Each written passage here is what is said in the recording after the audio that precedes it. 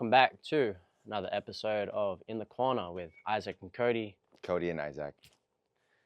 You're the Last Samurai now, huh? You switched from Uriah and it's back to the Last Samurai. Dude, I have a lot of hairstyles, dude. I just got done rolling, so I didn't know what to do with it. I just wore a hat. I'm jealous. I mean, I have that effect on a lot of people. It's not just you. You too, man. I just got back from Australia. Yeah, I'm jealous.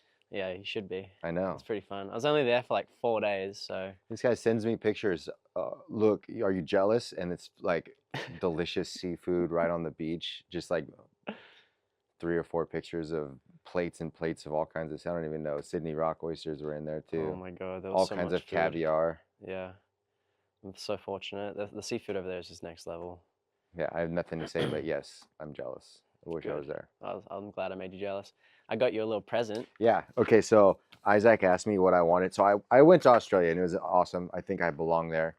In Australia, it's very common for you to just be shirtless and shoeless, which is like my way of living. I just like to be wearing shorts, and I was normal there. So when I was there, I almost bought this, but I don't know why I didn't. But this is a kangaroo scrotum. It's good luck if you kiss it. Yeah. You want to kiss it? Here, there you go. Wait a minute. So kangaroo, I got a pet a kangaroo and I got eat kangaroo, and now I own a scrotum bag. So anyways, for 27 Australian dollars, you too can have your own. I spent $20 on that thing. Kangaroo scrotum, 27 Australian. It's like $5 US.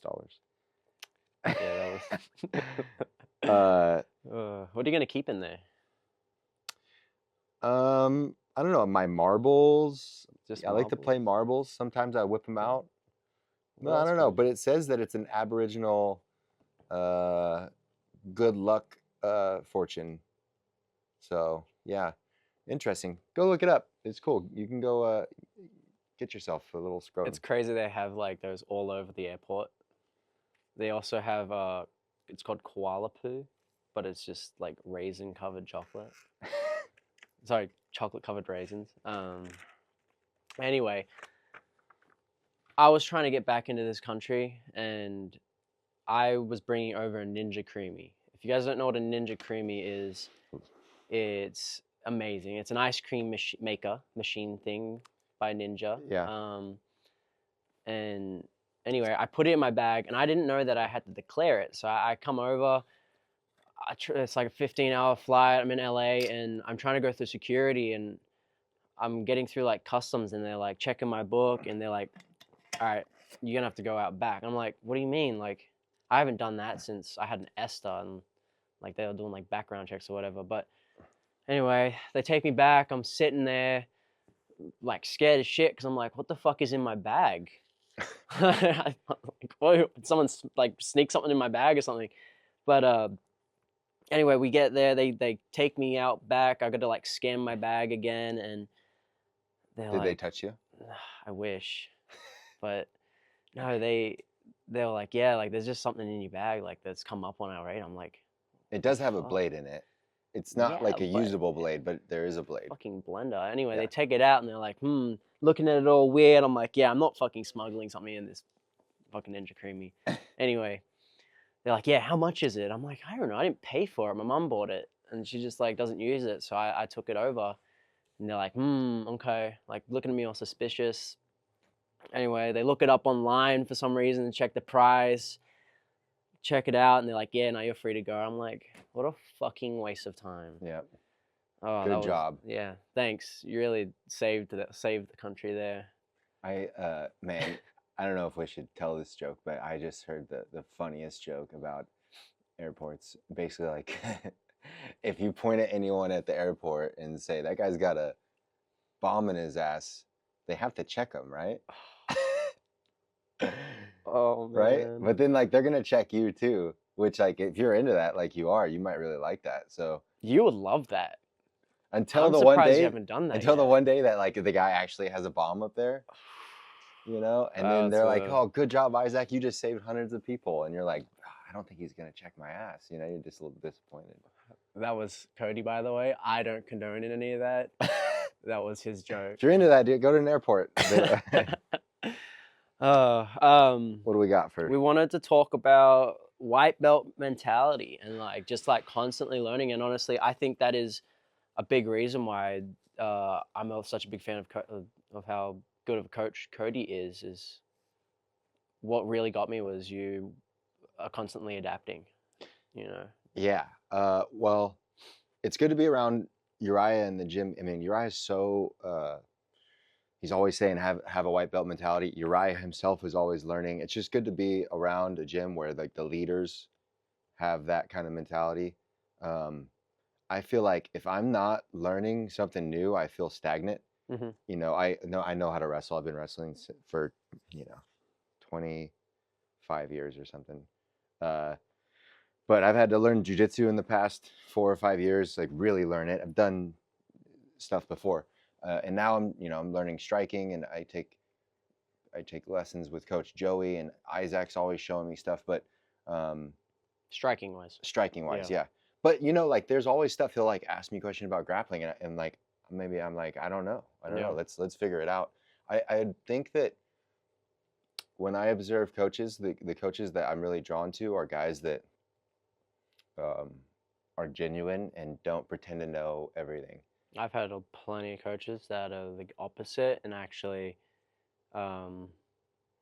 what can I say? Like they act like they know everything, and they're not like super fond of like wanting to learn and adapt. And you're just gonna get stuck. And MMA, Yeah, MMA is just like constantly evolving. yeah, for sure. It's a very young, So you got to do that as a coach young too. sport. Yeah, there's a thing. It happens to athletes and it happens to coaches, but I think coaches get away with it because they're not competing, and Mm. I'm still competing in some sense, but coaches aren't out there fighting most of the time, so they get away with like pretending like they know. They're in this position. When I'm coaching at pro practice, I'm in a position where I'm the authority, but that doesn't mean that I know everything. You know what I Right. mean? Elkins is awesome, always giving me Oh knowledge yeah. while I'm teaching, Yeah. adding stuff. He doesn't do it to try to big dog me. He's doing it because he wants me to be better as a coach. Yep. And that's just like, it gives me chills because that's the kind of environment that, man, I've grown so much as a martial artist, but as a coach too, being around Elkins and Uriah and everyone at the gym. So I think it's so important. I'm so lucky to be around so many guys that are good at everything. But like, one thing I try to do is like, Isaac's really good at kickboxing. Right now, he's teaching me how to hold mitts and just little things about striking. We have a couple guys in the gym that I know, like, I try to say something to them about wrestling, and they're like, "Oh, I'm doing it. I know, but they just kind of." Right. I'm like, "All right, dude, whatever." Yeah. I mean, they're the kind of people that you just, all right, yeah, you fluff the feathers a little bit and don't waste your time with Yeah. them. But I mean, the same thing, and Elkins has done the same thing for me with like my wrestling and my improvement too. Is like he'll fuck me up and then be like, "Hey, this is what you need to do better," and then I go and do it, and then it's like, holy shit! Like you just listen to the people that have done the things and constantly evolve, especially as an athlete or a coach. It makes such a big difference. Absolutely. You make You can gains. learn from anybody. Yeah. So Well, even like Tanner, like yeah, we got our buddy Tanner, man.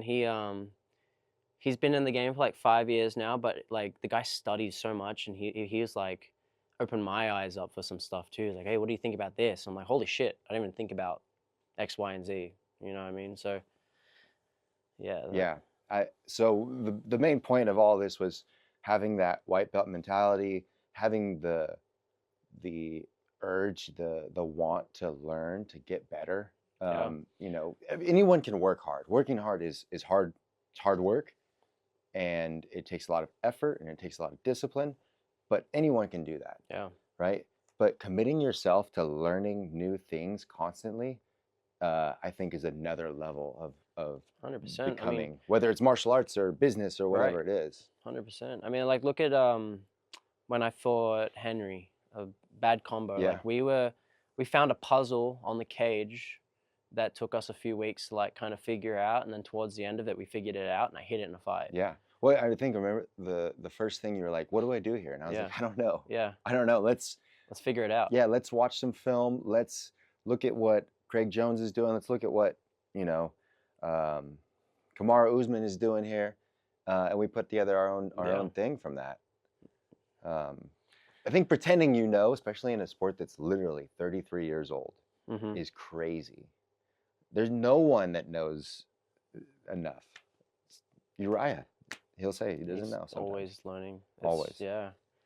You So- can't know everything in this sport. There's just too much. Too much. Yeah, there's always new shit like being And out the there. more people you're around that are like that, the better. Like, you know, I'm in a group, Grapple Boys, with Elliot Kelly and Ryan Loader and Sean, the Seans. We call them the Seans, two black belts that have their own gym, and a bunch of guys. Mm-hmm. And man, our biggest goal is to make each other better so that we're better. And just being around them, man, it's amazing. And until you have that kind of a atmosphere or environment, you don't really know what you're missing out on. Right. So No, it makes a big difference. Yeah, we had some topics from the crowd on this one. By we had a YouTube comment. You touch guys 69. Cody touches guys 69. What's the name? Touch guy 69. What is it? He's trying to get me to say it. I think the YouTube commenter's name is I touch guys 69, which is very funny. I had him say it off camera. I wish we had it on camera. Thank you, I touch guys 69, for commenting on our podcast.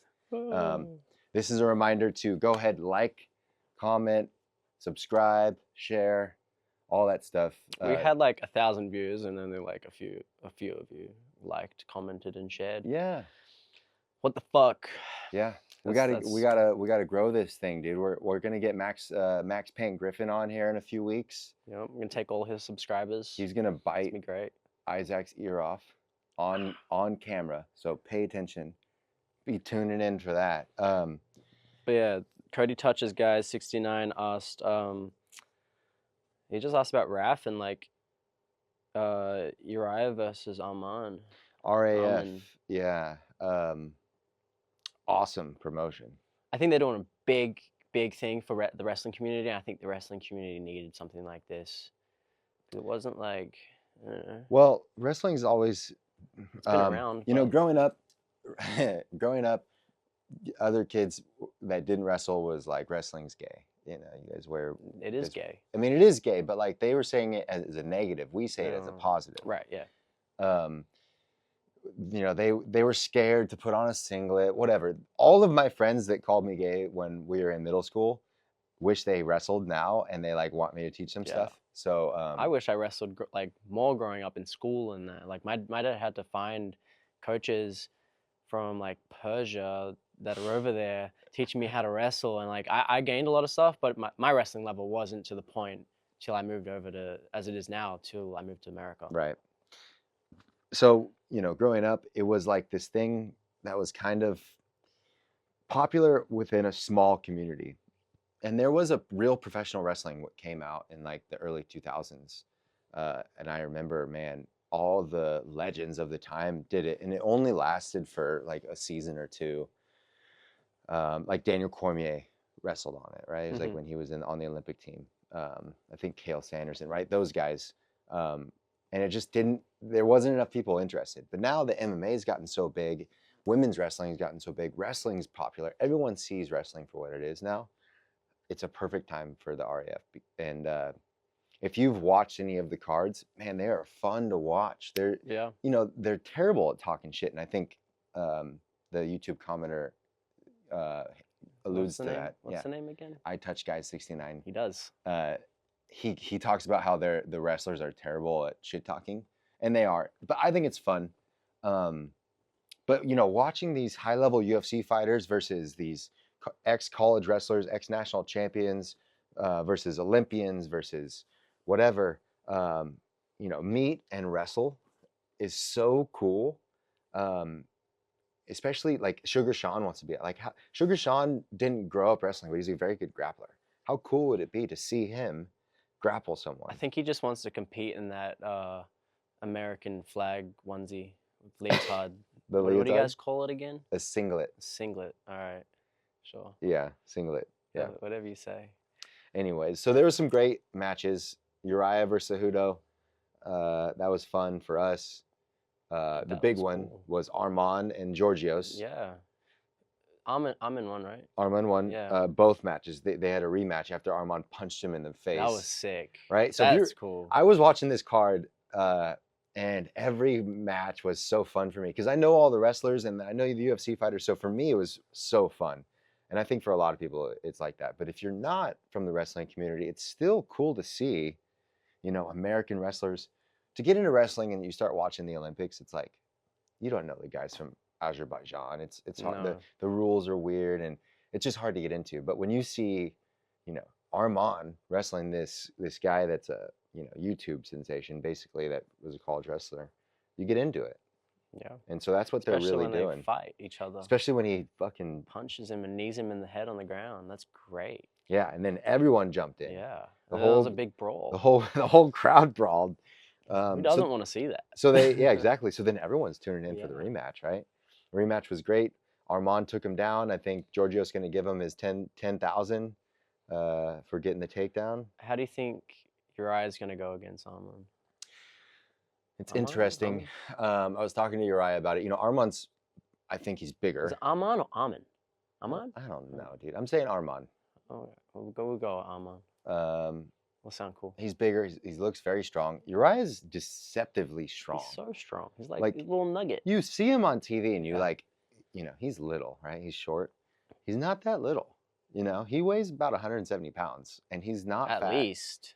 Yeah, he's been above that, but he's not fat. Yeah. He's a stocky motherfucker. He's still got abs. He's Yeah, still shredded. 170 pounds Yeah. shredded.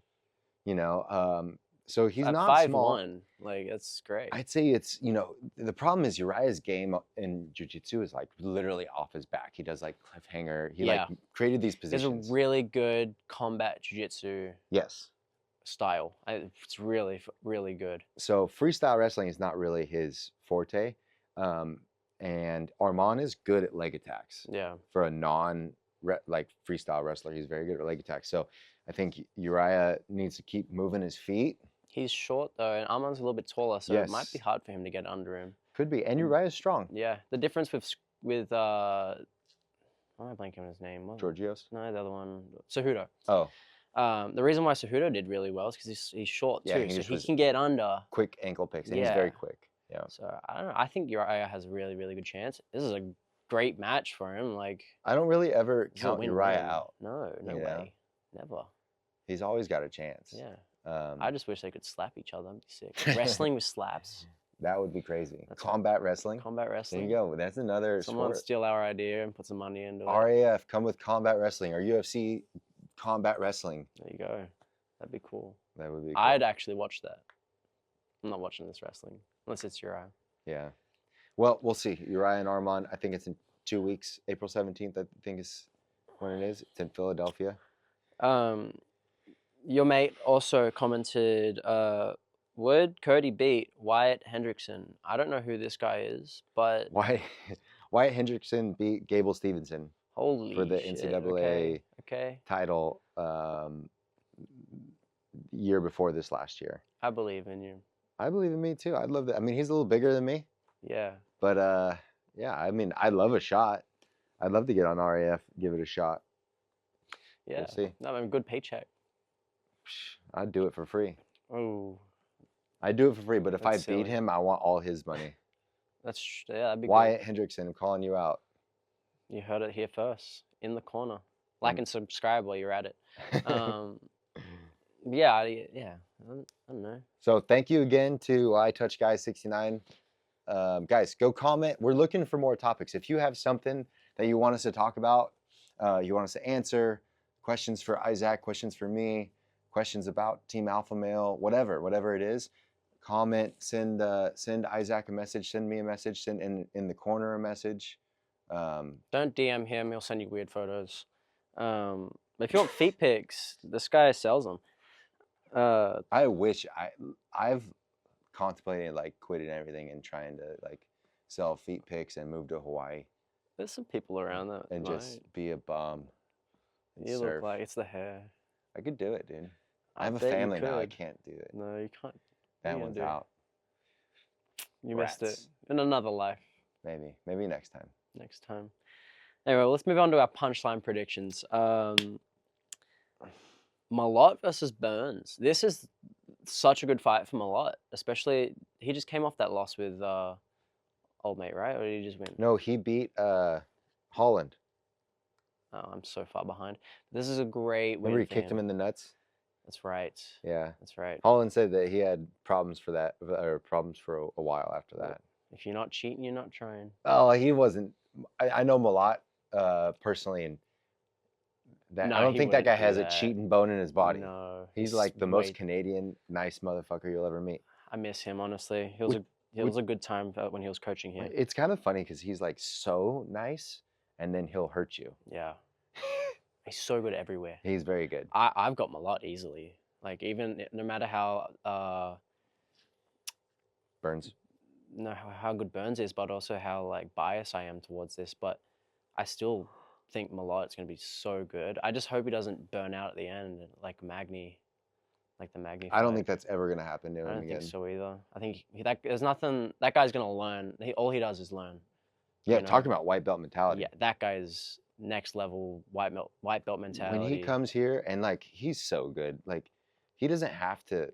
I don't know how to put this, but man, I hung out with him and Loader, and we just worked on one position that I use all the time now.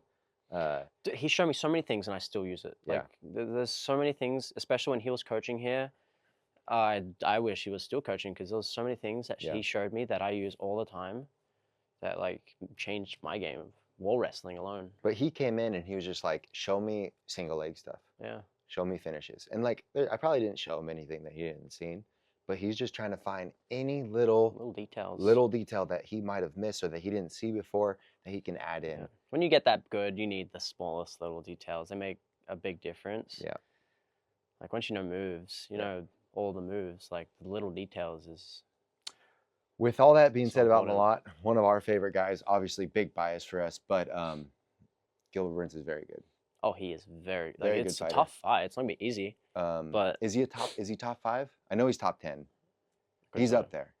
For Malott, this will be a huge jump if Yeah. you get a win, especially if it's a big knockout or Yeah. you know, a He good knocks him finish. out. That's close to like number Yeah. one contender. Yeah, he's gonna be up fights. there. Yeah. So this is a big step for Malott. You know, Burns shows up and takes Malott out. It's a big step for him too, getting back into the winner's circle. Yeah. He's kind of been stagnant for a little while. Seems like after his fight with Khamzat, I haven't seen him really. No, not really. Not a whole lot. Not do a whole lot, and he fought Khamzat really well. Mm-hmm. I mean, it was close. Yeah. Arguably, Khamzat's hardest fight. You know? Oh, I mean, yeah, I mean between him and Usman. Yeah. So yeah, big fight. That'll be fun to watch.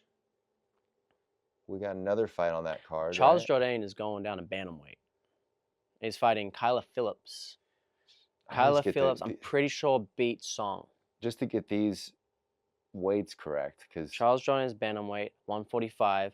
This guy messaged me thinking that I was a bantamweight. He goes, "You're in bantam, aren't you?" I said, "No, that's victim weight. I'm at 145." He was like, "What is that? listen, Feather?" anything under 200 pounds is victim weight. Okay. No, Yes. no, 135 under is victim. Because I can survive. I'm like on the borderline of victim weight. You're I'm all not getting small to held me. down. When have you seen me get held down until I was like a little kid, 19? I'm 230 pounds, You so can't like hold me I down. have no difference. I'm You and scrambling. Slava seems like the same size to me. No, Slava's know, bigger than I am. But when I pick you guys up, it's like you guys are all little, you know? You have like 200 pounds on us, Tubby. Yeah. Yes, Charles Jourdain's gone down bantamweight. It's 135, 136 for the pound allowance. I want to say this. Doesn't it seem different? Like, doesn't it seem odd? Bantam seems smaller or bigger than feather, right? What I the didn't fuck is make a up the bantam? names. I think the weight classes are all bullshit and they need to add another 10 pounds so I don't have to cut as much weight. But Okay, yes. so he's going from 145 to 135. Huh? Yes, he's gone down. He Okay. went down and he's fighting Kyler Phillips, who I'm pretty sure, don't quote me on this, beat Song Yudong. Kyler Phillips. I could be wrong on that. I might be making that up, but I know they fought. But yeah, I'm surprised he's going down. He did really good job at fifth. He was doing a really good job at featherweight. We don't know why. No. I don't know. If anything, usually people go up. Unless you're like fighting for a belt. Well, Kyler Phillips is on a skid. He's lost to Rob Font The guy's and been in the game for forever. Vinicius Oliveira in his last two.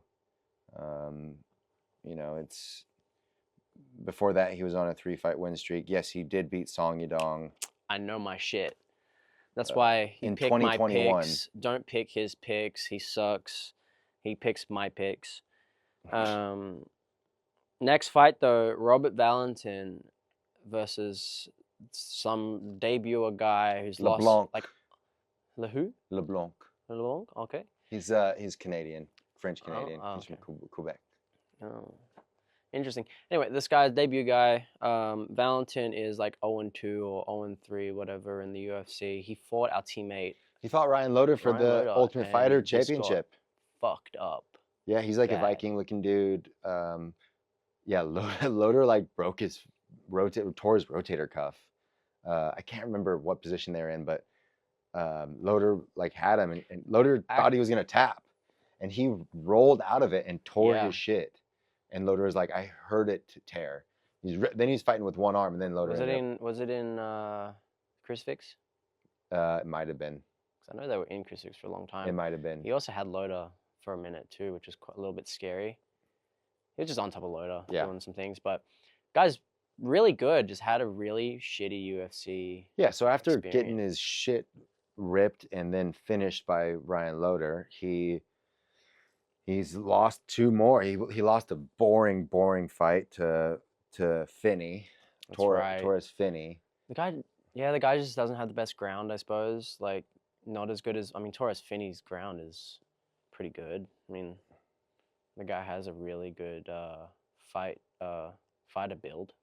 He's short as fuck, stocky with extendo arms. Super short, super thick.